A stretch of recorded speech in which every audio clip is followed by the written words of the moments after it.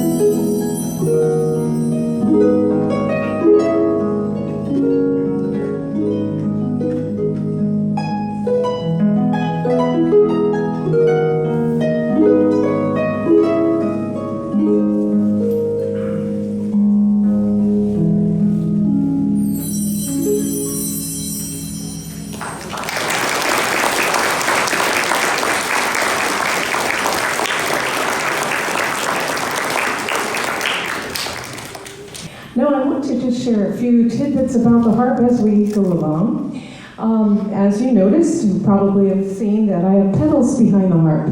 So I move the pedals while I play. Kind of resembles, you can almost imagine this being related to the white keys on the piano, and those are the natural notes, and then the black keys on the piano are the sharps and flats. I create sharps and flats on the harp with the pedals. So I have 7 pedals for the 7 notes in the scale, and each one can control the string to create flat, natural, and sharp. So just listen very carefully. I'm going to play the same string, but move the pedal. This is the C string, and by adjusting the pedal, what's happening is that I'm adjusting the length of the string.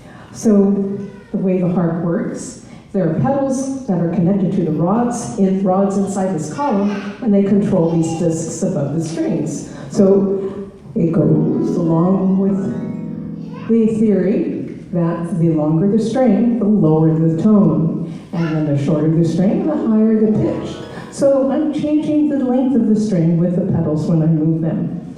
This next piece was composed especially during the late 1700s when the pedals were just invented. And at that time, Queen Marie Antoinette had a special harp built for her, and her harp, legend has it, was made of glass, so that when she played for her guests, she could entertain her guests with all the mechanical workings of the harp as she moved the pedals when she played. So I'm going to play for you a piece from that time period by Johann Dussek, and we do know that Marie Antoinette and Dussek were very good friends, so it's very likely that she could have played this piece as well. This is the Sonatina by Johann Dussek.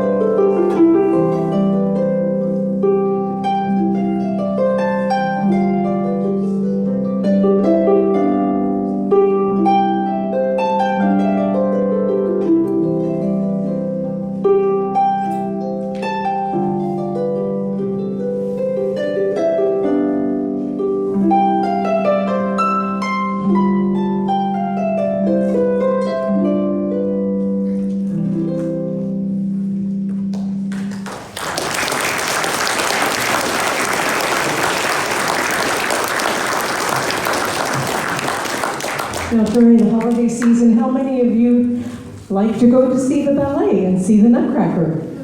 Yes, many hands, that's right. Me too. In fact, there's a beautiful harp solo in the middle of the dance of the flowers, the waltz of the flowers, and it begins with a beautiful harp cadenza. I'm going to have fun with this piece and play little snippets of different pieces from the Nutcracker and transitioning back into Christmas carols as well. So this is by Tchaikovsky, taken from the Waltz of the Flowers.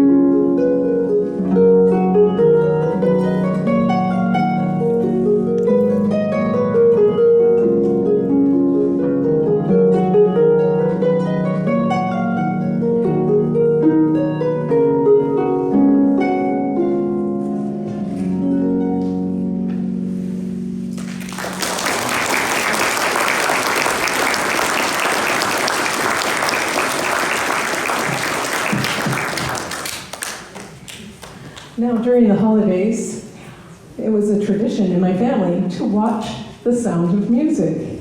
And I come from a very musical family. In fact, my father very cleverly taught us how to harmonize, but this is what he did. It was when we were all stuffed in the car, if you can imagine, 6 children, and the 2 parents stuffed into the station wagon on our way to family vacations, and a way to keep us from fighting with each other was to teach us how to harmonize. So he taught us our Christmas carols during July.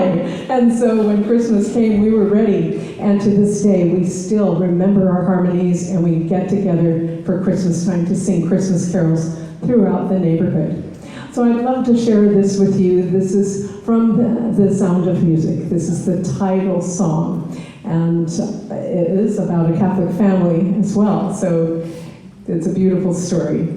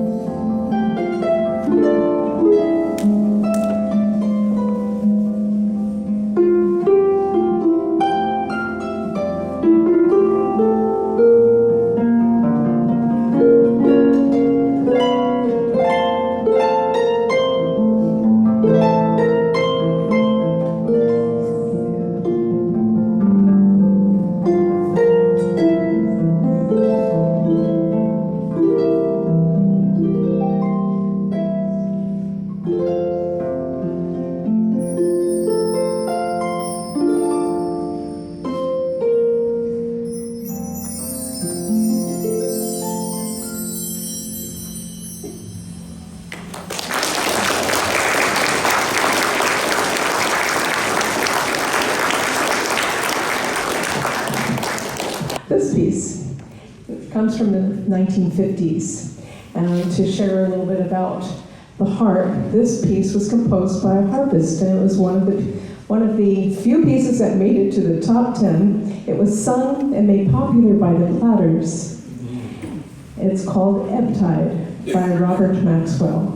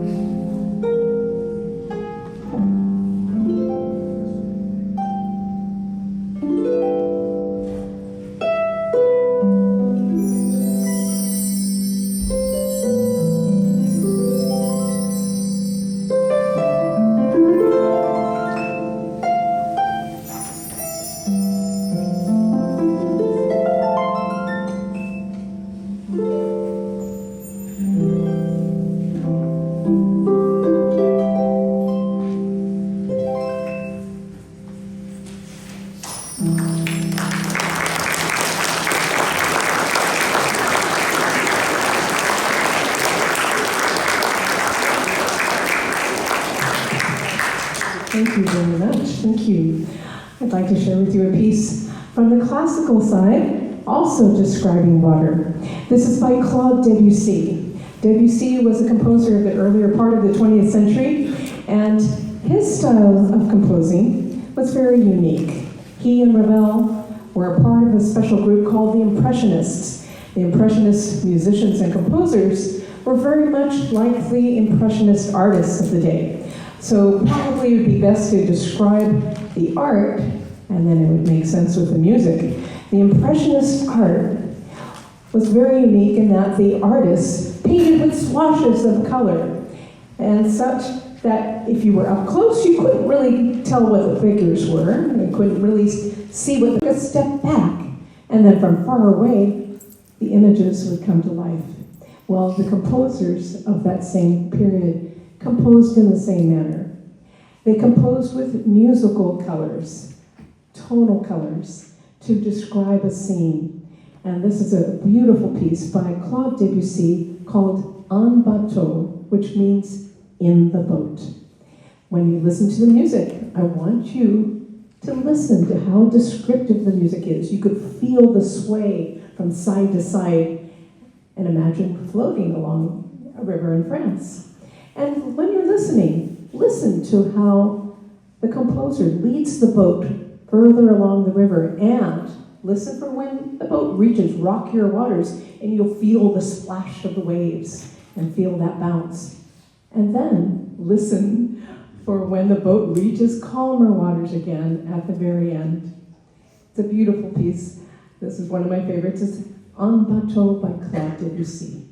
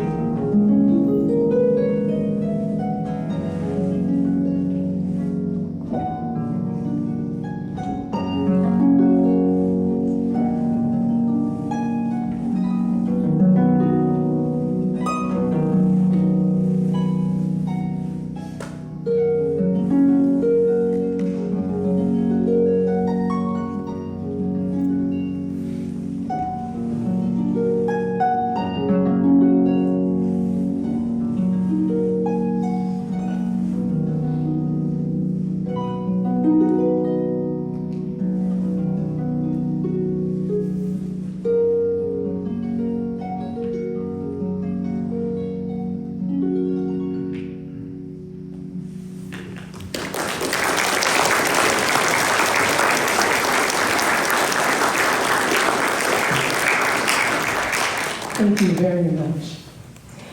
I'm going to end the first half of the program with a piece by Gabrielle Piernet. This is entitled Impromptu Caprice. So far I'm sure you've noticed that I've been moving and shifting those pedals quite a bit while I play. This piece has a little bit of everything. Lots of pedal movements, lots of showy techniques included on the harp. This was composed during the early 1900s, about 1903. Impromptu Caprice. And thank you again for being here today. I appreciate it very much, and I'm going to look forward to meeting you after the concert.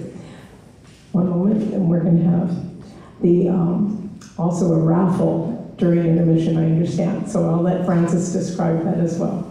So here we go, Impromptu Caprice by Gabrielle Piernet.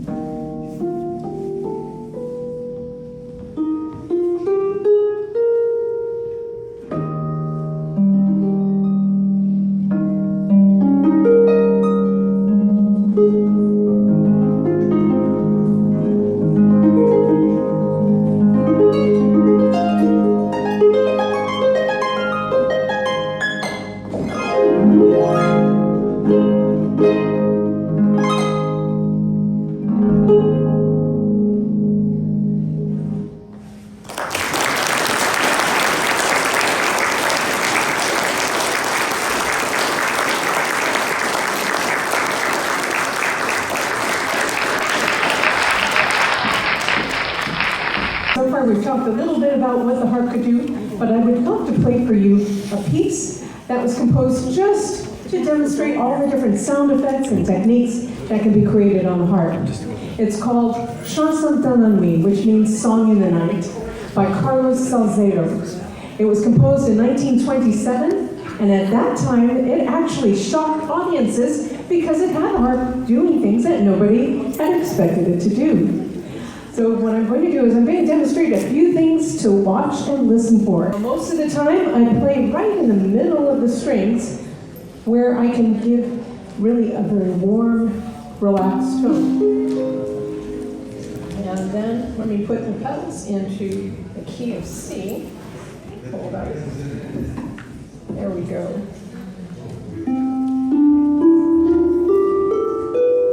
So in the middle of the strings gives the warmest tone. But this composer changes that, and he has the harpist play down by the sounding board at times, and this is to give a very crisp, guitar-like tone.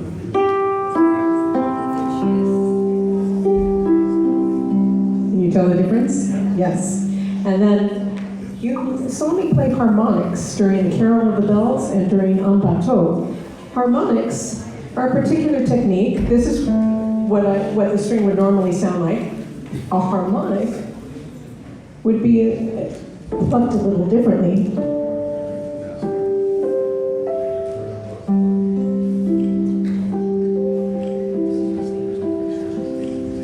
Sounding very much like a bell.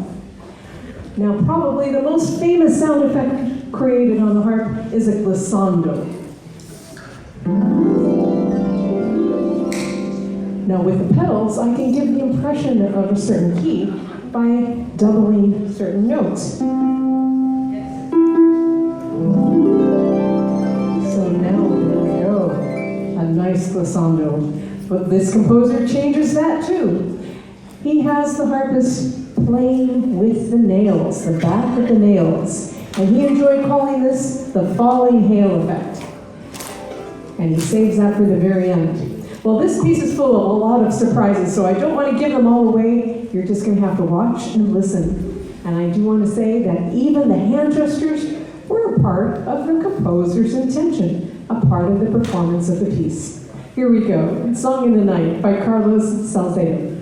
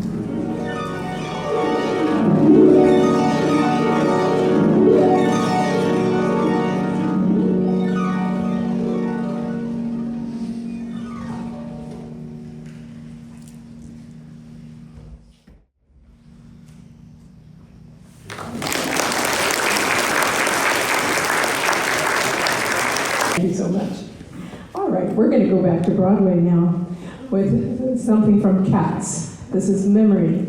And my cousin was actually one of the dancers in the Broadway show. He was Mephistopheles for a few shows, and he danced for many, many years on Broadway. So I'd love to share this with you. This is Memory from Cats by Andrew Lloyd Webber.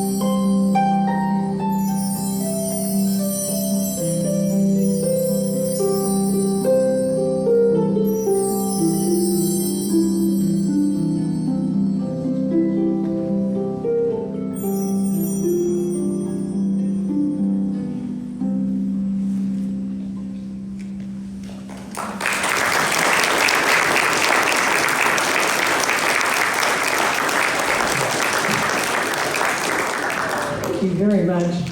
That one is from the Broadway album. I thought I would feature some things from each of the albums, and we haven't touched upon Spanish music yet. I have an album that's called Tango del Cielo, which means Tango of Heaven, featuring tango music from Argentina and also Spanish music, flamenco, very fiery flamenco music. I have a touring show called Tango del Cielo with musicians and dancers. My sister, who's a flamenco dancer, also participates as well. So I'm going to play for you some Spanish pieces that we would perform in the show. One of them is called Asturias, which is a very famous guitar piece. Now, it was actually originally written for the piano to mimic the sounds of a guitar, but really, it's so well suited for the harp, which has the tonalities of the guitar and the range of a piano. So it's a very dramatic piece, it's a beautiful piece by Isaac Albanese. This is Asturias.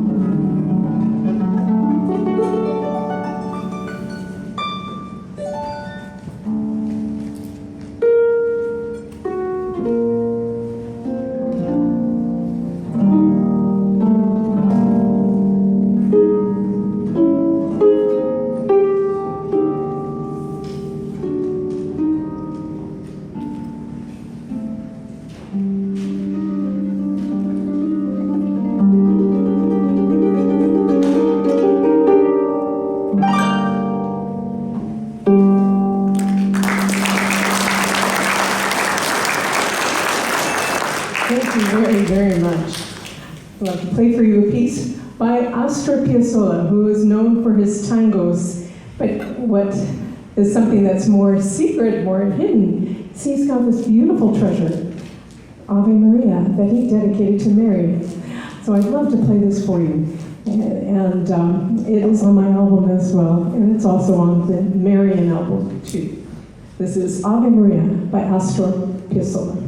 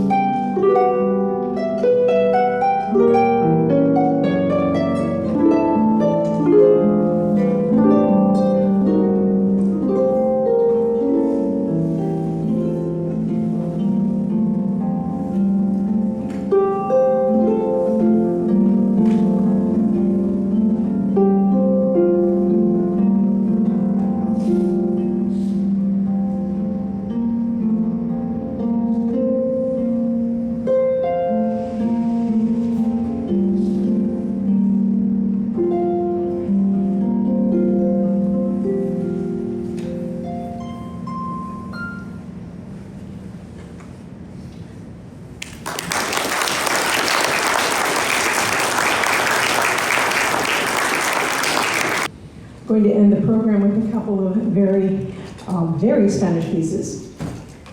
One is called Tientos, which is a play on words, kind of meaning temptations, my father said, kind of a little bit like that. And it's also a very particular type of flamenco dance. Tientos is one of the styles in flamenco dancing. And so this piece was originally composed for a chromatic harp. A chromatic harp was a harp that was invented by the Spanish to eliminate the use of the pedals. A chromatic harp had 2 rows of strings that crisscrossed in the middle. It kind of resembled the colorings of a piano. White strings on one side, black strings on the other side. Now, the harp itself didn't last for very long, but the music did, and the music is fascinating. So this is Cantos leading into one of the most well-known pieces. It's called Malagueña, written by a Cuban about Spain, about the region of Malaga. So thank you so much for being here with me tonight. I appreciate all of you, and I would love to meet you after the concert as well.